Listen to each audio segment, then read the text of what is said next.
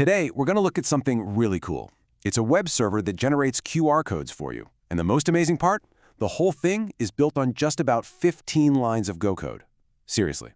So let's dive in and see how they pulled it off. You know the feeling, right? You're staring at your computer screen, trying to punch in some super long, complicated web address on your phone. One tiny typo, and you have to start all over again. It's just the worst. But what if there was a better way? What if you could just point your phone's camera at the screen and poof, the URL is just there? Well, that's the simple genius of QR codes. No typing, no hassle. And the solution we're looking at today is this fantastic little program. It's a web server, written in Go, and its one and only job is to create these QR codes. It does that one thing, and it does it incredibly well. Now, technically, this kind of program is called a web server, but don't let the jargon scare you.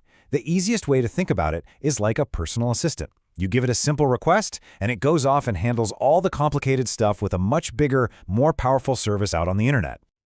So, how does it all work? Well, it's like a simple three-step dance. First, you type some text into our little Go server. Then, our server takes that text and sends it over to Google's Chart API. And finally, Google's service sends back a perfect QR code image. It's super clean, super efficient, and crazy fast. Okay, now for the really fun part.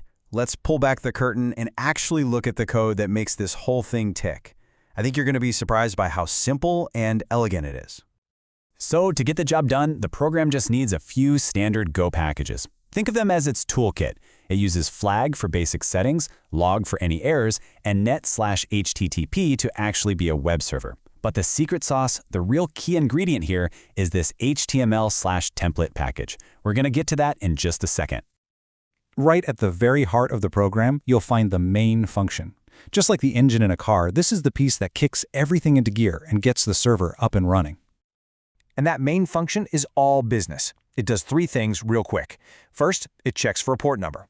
Second, it tells the server, hey, anytime someone visits, I want you to run this specific piece of code. And third, it starts listening for visitors. That's it. In 3 steps, the server is live. So what is that specific piece of code it runs? It's a function called QR. Every single time a user shows up at our web page or submits some text, this is the function that wakes up and handles everything for them. It's the real workhorse of the server.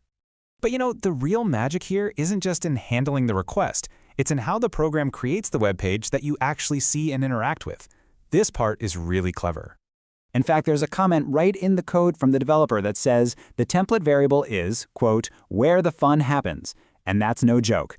This is a brilliant example of how powerful Go's template package is. So what even is an HTML template? Well, think of it like a blueprint for a web page, but with special placeholders.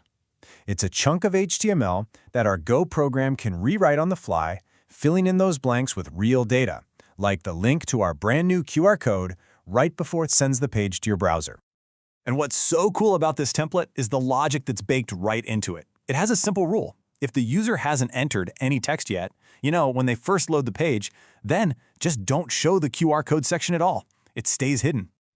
But the moment you type something in and hit enter, that condition changes. Now, if text exists, then the template springs to life and builds the image tag that displays our QR code. And the best part? Our main Go code doesn't have to do any extra work. The template handles the entire user interface change by itself. Oh, and get this, there's an amazing bonus feature. The HTML/template package is incredibly smart. It automatically escapes any text you give it, which is a super important security feature. It stops bad actors from injecting malicious code into your web page. And it just happens, automatically, behind the scenes. We didn't have to write a single line of code for that protection. So, when you take a step back and look at the whole thing, what does this little server really show us? Well, it's a perfect example of the whole philosophy behind Go, getting huge results from a tiny amount of code. And when I say a tiny amount of code, how tiny are we talking? Well, if you count up with core logic, including that clever HTML template, this whole fully functional web server comes in at around 15 lines. 15. That's it. And that's really the big takeaway here, isn't it? A genuinely useful, secure web server with a clean interface, all built with just a handful of clear, easy-to-read lines of code. It's a beautiful showcase of Go's power and simplicity. It really gets you thinking. Seeing just how much you can accomplish with so little, it kind of makes you wonder, what useful tool could you build with just a few lines of code?